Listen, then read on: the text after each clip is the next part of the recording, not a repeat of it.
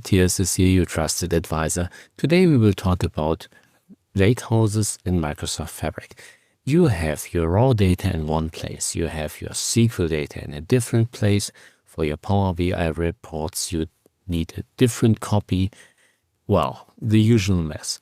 Today I will tell you that there's one place that can fit all your needs, and we will just dive into the architecture, then talk about community questions, and I will always show you how it works in real life beside of the architecture. Let's go. And here's your trusted advisor.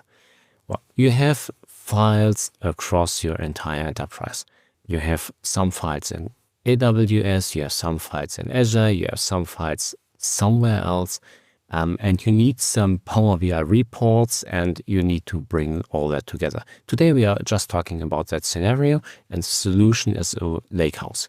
Lakehouse gives you in Microsoft Fabric a bunch of flexibility. You have a lot of options, you have a lot of manual capabilities. You don't have all the optimizations and speed improvements and automations like in Warehouse, but in opposite of that, you have much more structure than in a simple lake structure. And we will dive into that. When we have a look on the Lakehouse in the Microsoft Fabric periodic table, it's just here. We have the description, all the key features. You have different scenarios here with the medallion structure and so on. We will go with that today also. You have the naming conventions, the different storage formats, bunch of resources and licensing information. So let's start. When we have a look at the end-to-end structure of a Lakehouse, you will start off with data sources. Data sources. So what can be data sources? Could be files like CSV, like JSON, or even already packaged. It could be databases like Microsoft SQL and so on. It could be APIs or stream data. So all this can be different data sources, and this is like the starting point or the input point for your Lakehouse. You want most probably to align the data and move it into, shortcut it into Microsoft Fabric. So this is like the ingestion. Just get the data in. It's like about the raw data, right? You have different ingestion capabilities in Microsoft Fabric. You can use data pipelines for the big data move, and not so much for adjusting data, right? It's just for moving data. You have data flow gen 2. This is for the low code, no code options. You have Spark notebooks. This is the opposite to no code, low code. It's only code. And as I already mentioned, you have shortcuts. We will not cover shortcuts today, but there's a section in the Fabric periodic table, and we will cover shortcuts basically next week. So these are the different ingestion methods. And from that ingestion, you will go into your Lakehouse. This is Lakehouse. So Lakehouse relies heavily on one lake storage.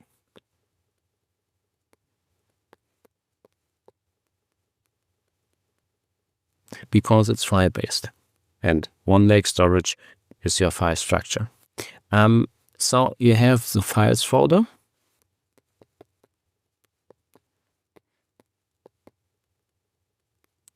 With your raw data in any format as you like. It's absolutely up to you, but from this files folder, you need to transform and load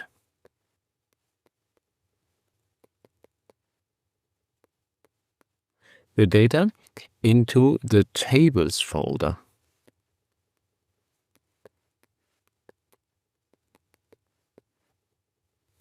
because in this tables folder, the data is auto-discovered for the SQL endpoint. This tables folder is Delta format only. So this is the one lake structure. And the Lakehouse adds on top of that your Delta log. For all the transactions. This is your T-log. So this is the Lakehouse structure then. And your data from the ingestion part goes into your Lakehouse like this. You have different layers of compute engines. On there, compute.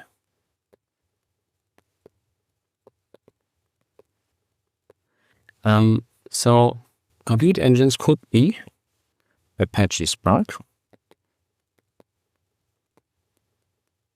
Apache Spark can read and write data. You have the SQL analytics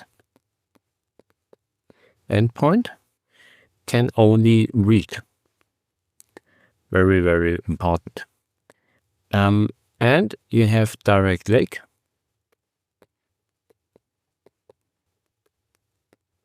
For Power BI. This is only read also because it's Power BI. Of course, you have some write back capabilities, but that's a different story. So from that Lakehouse, it basically the one lake. Well, let's draw the box around it. So these are your compute engines, and from that one lake storage, you can incorporate these compute engines, and these compute engines can access then the tables folder. There you go. To deliver the data. Read and write. Write is Apache Spark then. Right?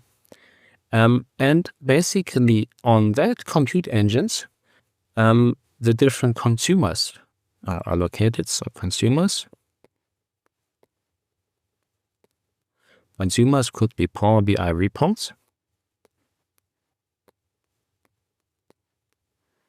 data science, machine learning,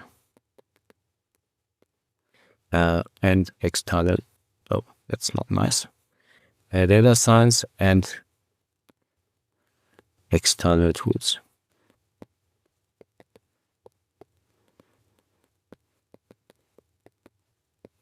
So these are the different consumers. They rely on your compute engines. With one exception, we can draw it like that. Power BI report has the capability of direct lake, which of course is mentioned here, but basically goes directly to one lake in a technical way. This is like the end-to-end architecture of a lakehouse. So from the data sources to the ingestion to the lakehouse, compute engines, down to the consumer stream. So let's create a lakehouse and ingest some sample data. First, we go to new item, search for lakehouse. Very simple. And then we will name it worldwide importers lakehouse. We will use the worldwide importers data set for that.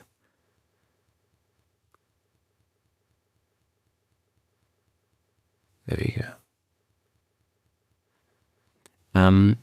Next is that we will use a data flow gen 2 for importing the data in our lakehouse, which means data flow gen 2. It's just over here. This is the customer.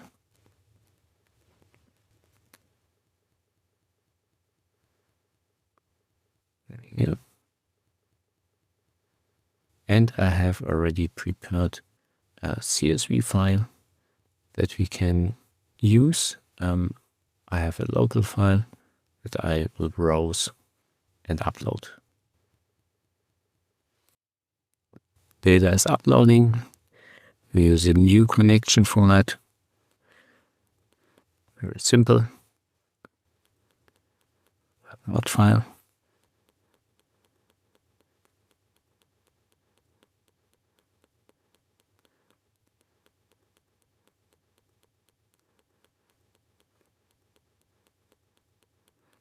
That looks good. Let's create.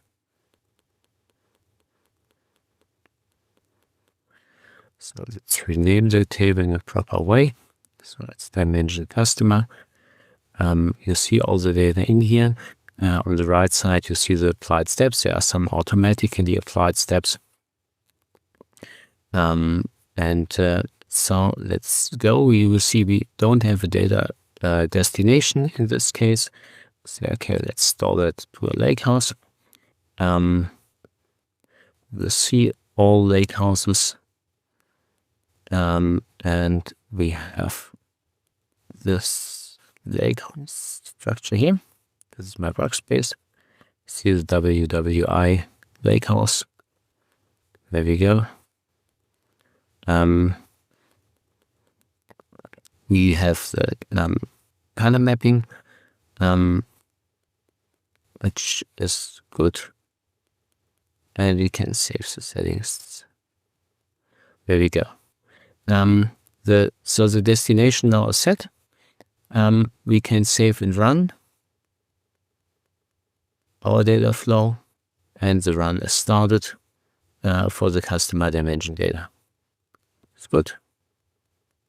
And you see it's running, starting around here. Once it's finished, we will see it as finished. And then we can have a look at the lakehouse where the data should have been arrived. Our data is imported. Let's have a look in the lakehouse.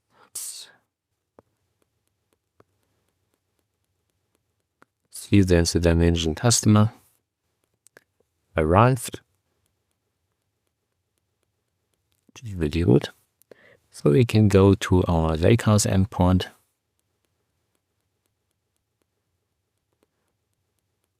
Creating dimension model. Include our just imported table.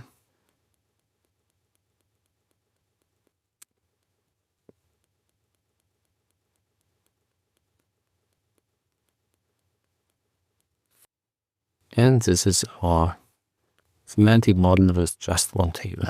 Very simple. And it's listed here.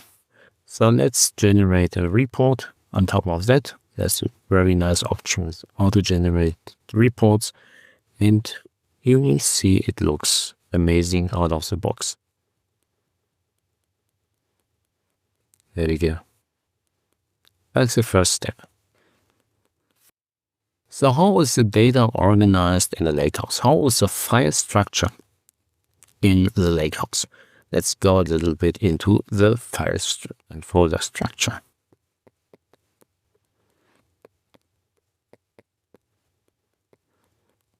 There we go.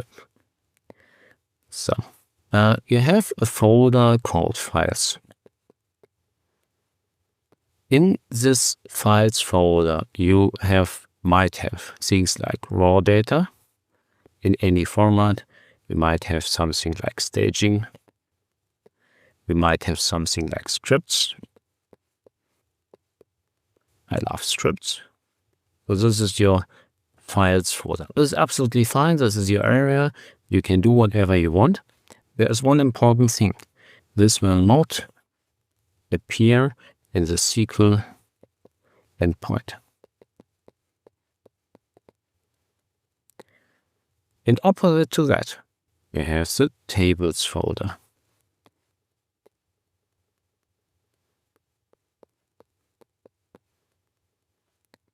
The tables folder will appear in SQL endpoint, and it is auto-discovered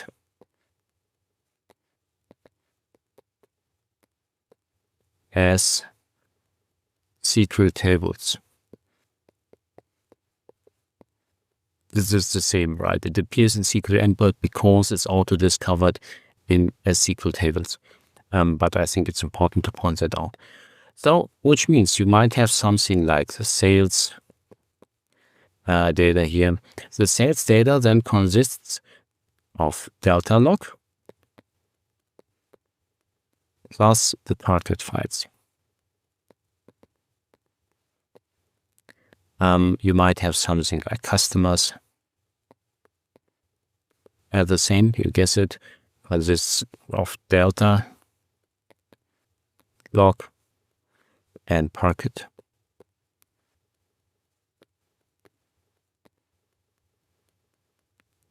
There's something special. So we can just remove that. That was too quickly.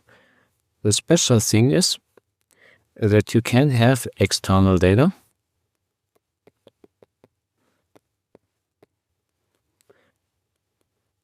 And the external data is brought into Fabric as shortcuts. We will not deep dive into shortcuts today, but this is possible, and this is already possible on a Lakehouse layer, which is really, really cool, to be honest. So this is like the folder structure. You have the tables folder, which is auto-discovered as SQL tables, and you have the files with different folders and so on that is not auto-discovered for your Lakehouse endpoint.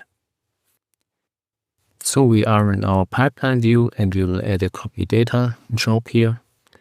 Copy data to Lakehouse. We need a proper source. For that we will browse, because we did an Azure Blob storage. There we go.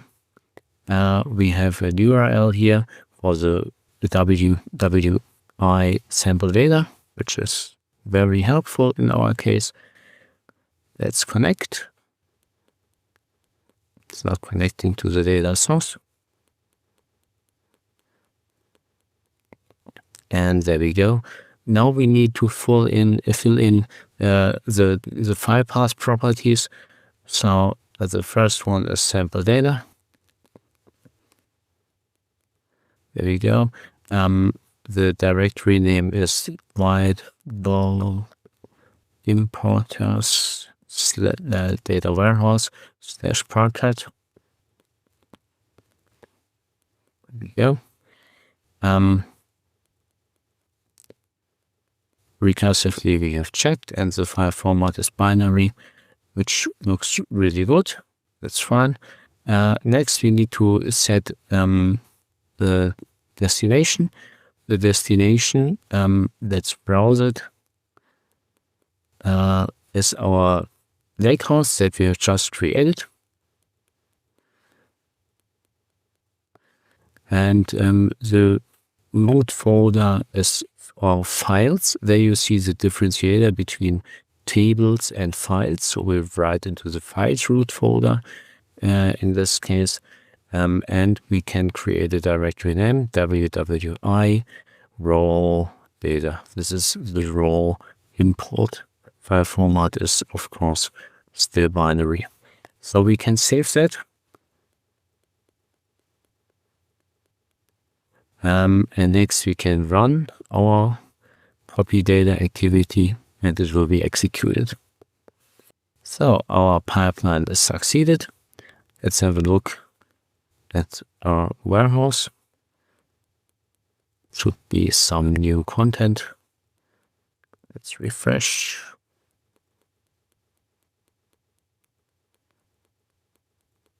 Here, and of course here. There you see the different WWI data. This is the files folder, not the tables folder, it's the files folder. And you see that we have our data imported here with the different parted files. But in the tables area, nothing happened. This is by design. Speaking about folder structures, there is always a question, okay, how to handle the different stages of your data. So you have your data sources.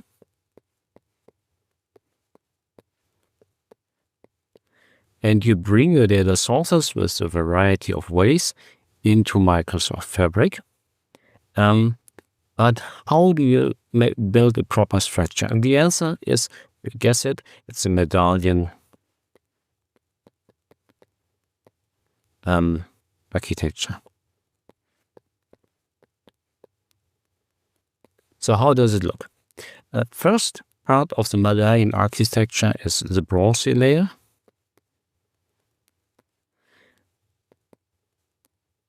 Sometimes also called raw layer. It's the same, right? That's for a bronzy line.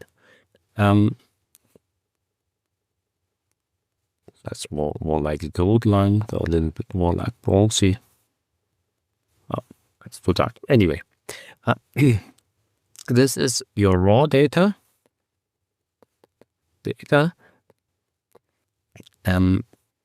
As is from the data source.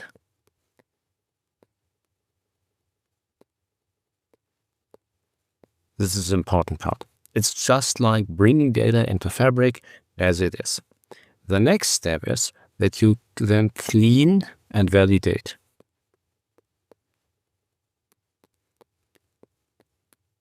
Which means you dedub, you remove duplicates, you clean your data, align formats, and so on.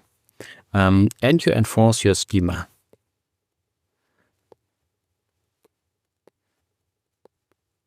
This is the silver layer.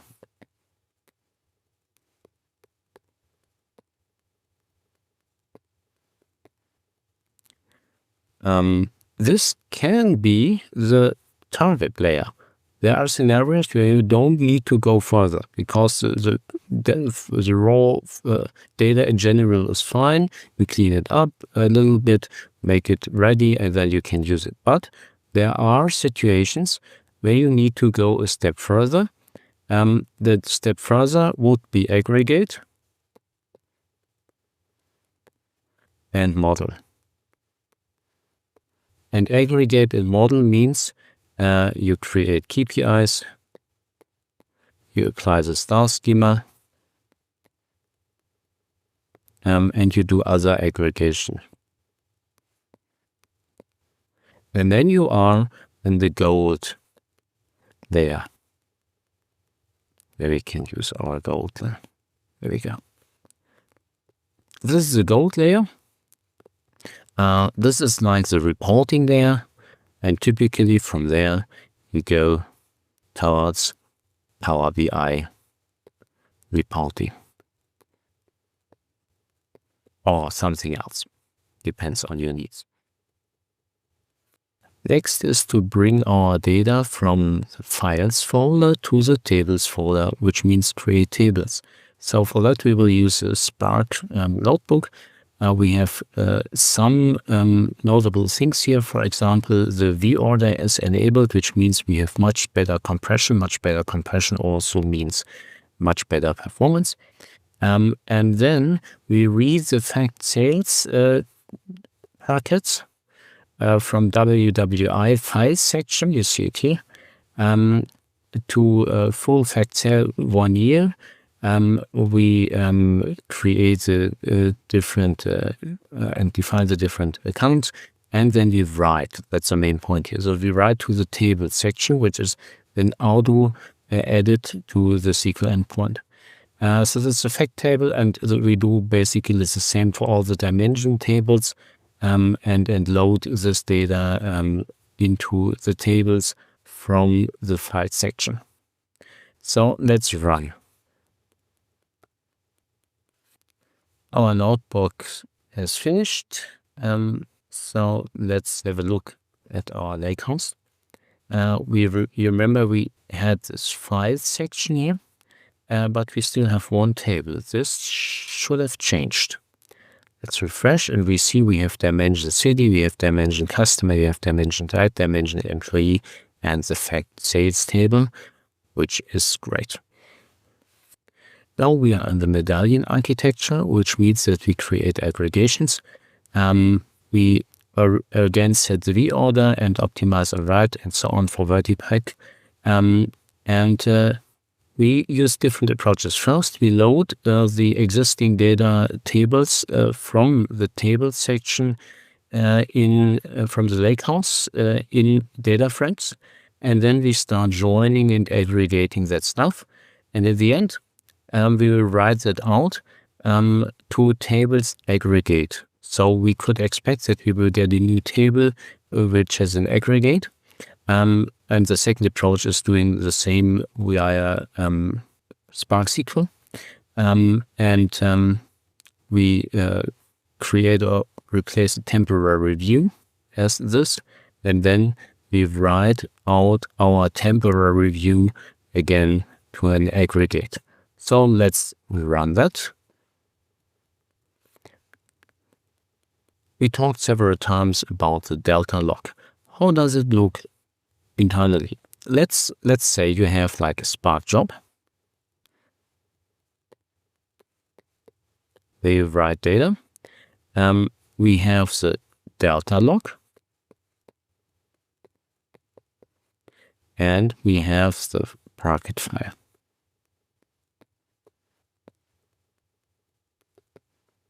So how does it work? That.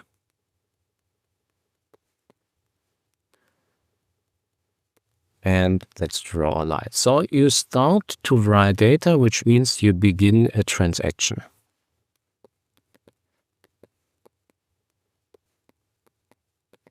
Because you remember the transaction log, the delta log is the T log, right? So this is like version 0, initial load in the delta log.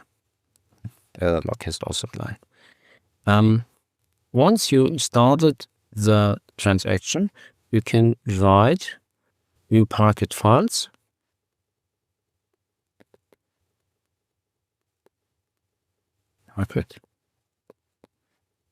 Which obviously writes packet files. Once you have finished that, you will commit this writing, which generates then version 1 with added data. This is version 1 generated. Next, you write the next bunch of files. Again, you begin transaction.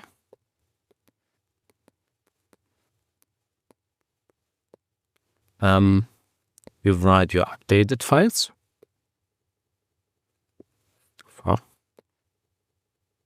Like that.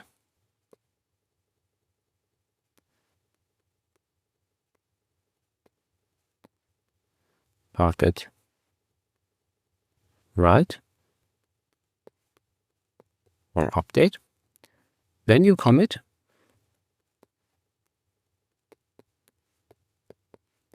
And you obviously generate version 2 with that, with your updated data. But the old files are kept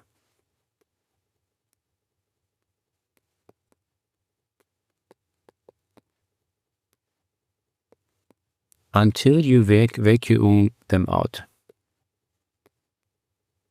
Right? They're just hold. The point is that you can do time travel back to version 1 if you want. Right? And then you will, let's read it. And then you will receive the file list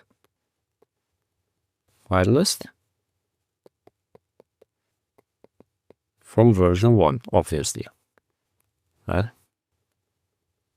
Time travel is read-only, right? So you will access the packet files from version 1, but read-only. So this is how it works, right? So you have different transactions. All is kept in place until you vacuum that. As the delta log is like the transaction log as you know it from traditional database systems like SQL Server and so on. So we have talked several times about SQL endpoint and Spark. And you remember that Spark is read-write and SQL endpoint is read-only. So let's go a little bit into that difference. SQL endpoint versus Spark. So when to use what? Basically, you have your Lakehouse tables.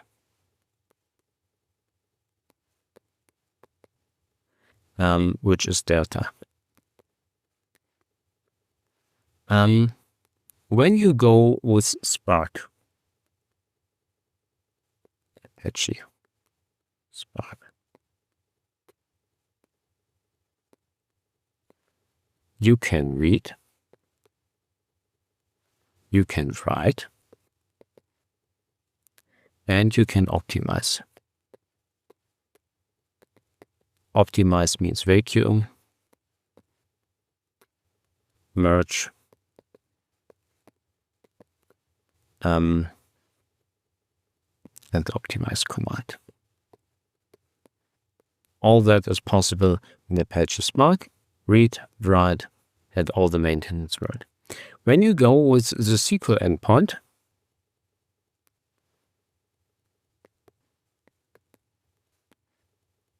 we have read, which means select, join. You don't have write, which would mean insert or update. So this is not possible, but read is possible. So why is the SQL endpoint in Lakehouse read only? Because the delta log, the transaction log, is managed by Spark. If SQL would be able to write directly, you could have two systems that manage the same transaction log. This is like the highway for data corruption. This is not good. So read-only SQL means in this case a safe SQL. We have talked several times about direct lake mode. So let's have a look how that works. You have your Lakehouse with your delta tables.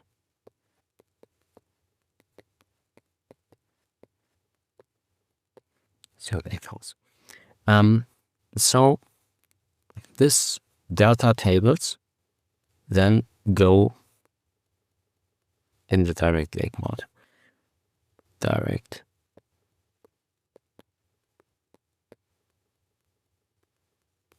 lake mode means that you can access directly the one lake from Power BI.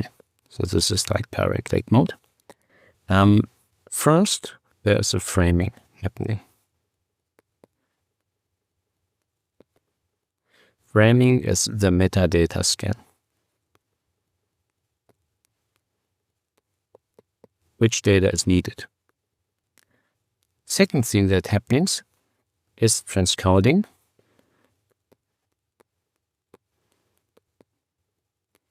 Transcoding means per key to vertipack. And the third thing that happens is we will get an in-memory cache. This is for speed.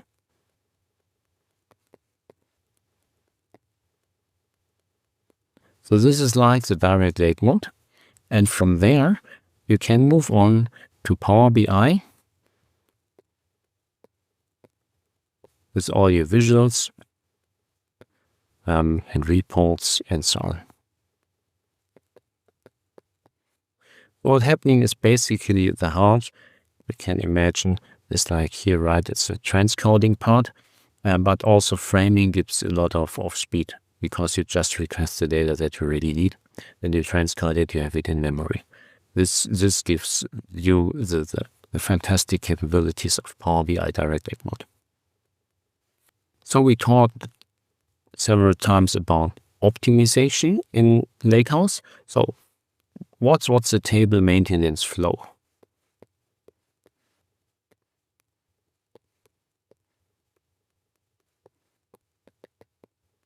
So let's go through that. Before maintenance,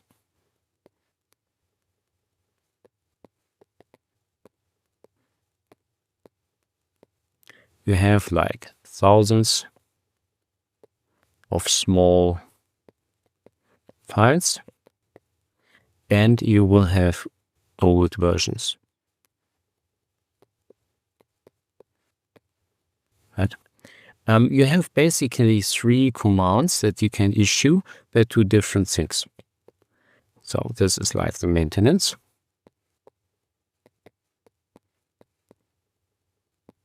The first thing that you can do is optimize.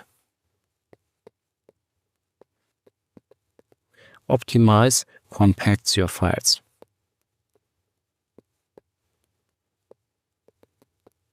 Yeah, it throws the empty or the no longer needed areas, all of the files. So you will get smaller files.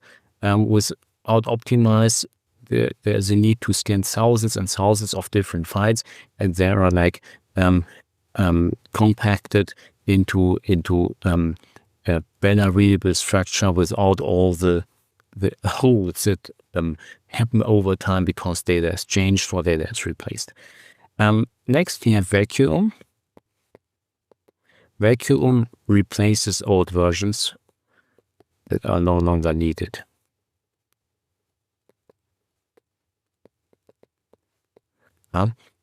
So this is about reclaiming storage from older versions. This is vacuum. And next, you have Z order.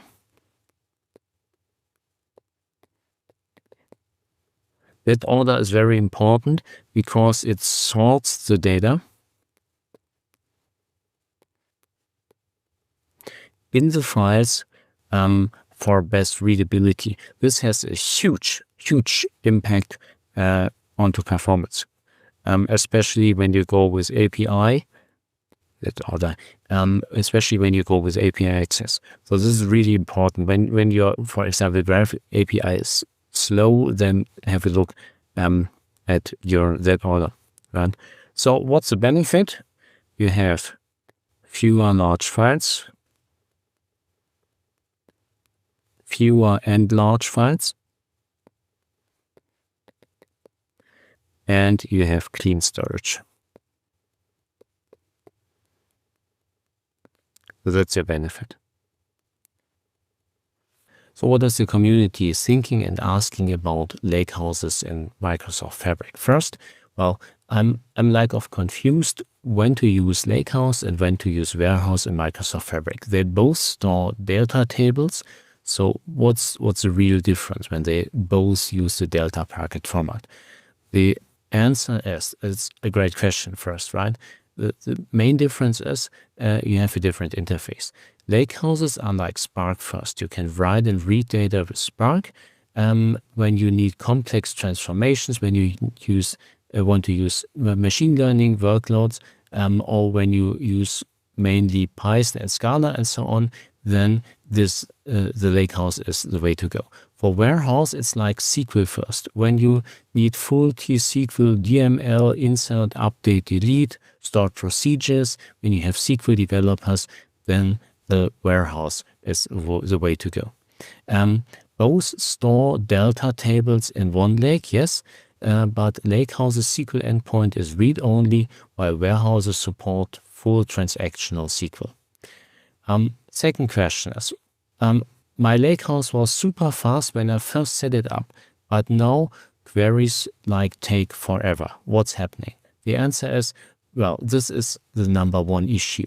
The problem is that small files accumulating over time. Every time you append data, you create new parted files.